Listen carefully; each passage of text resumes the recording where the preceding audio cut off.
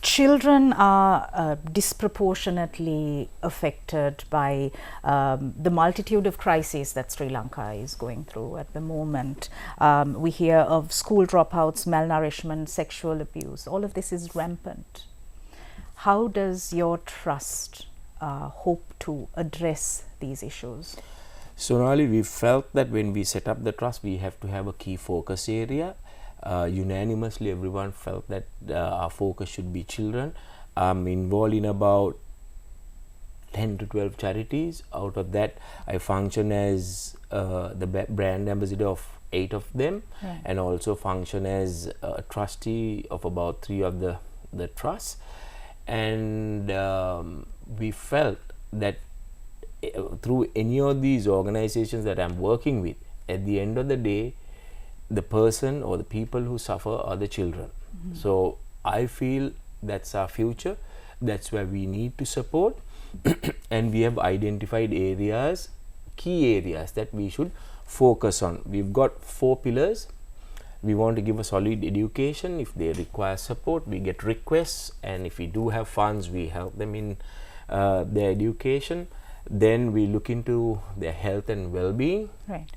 That again, we focus on kids with disability or children with pediatric or the focus area is pediatric cancer.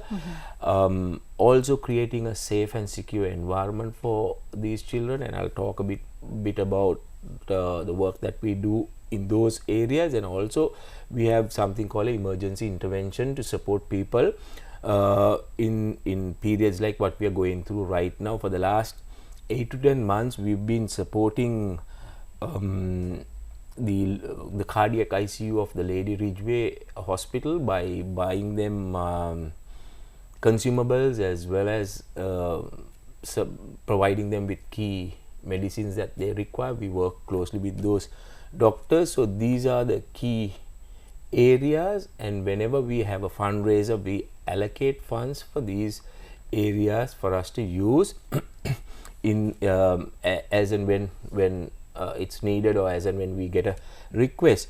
So the education side comes under emergency intervention.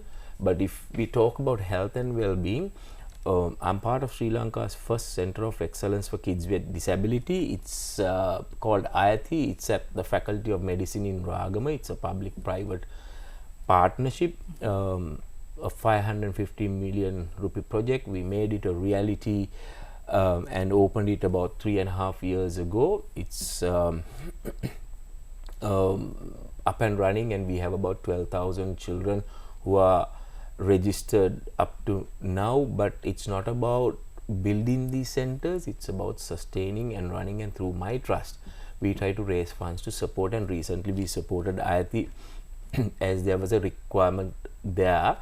Also, I'm part of Sri Lanka's first pediatric palliative care center. It is walking distance from the Apeksha Hospital. We opened it on the 29th of this year. When we embarked on the journey, the estimate was 430 million. When we completed it, it was 860 million. We are still short of about 50 million rupees to settle some of the bills.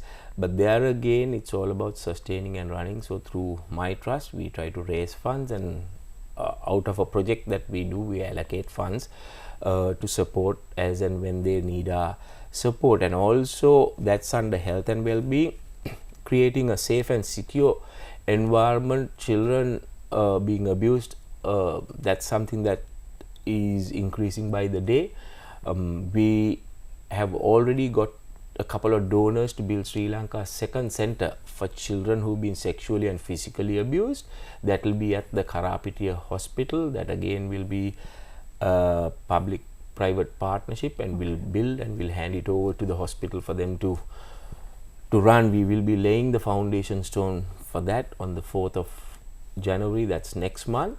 So that comes under creating a safe and secure environment. So we try our best to keep these children comfortable in whatever way we could.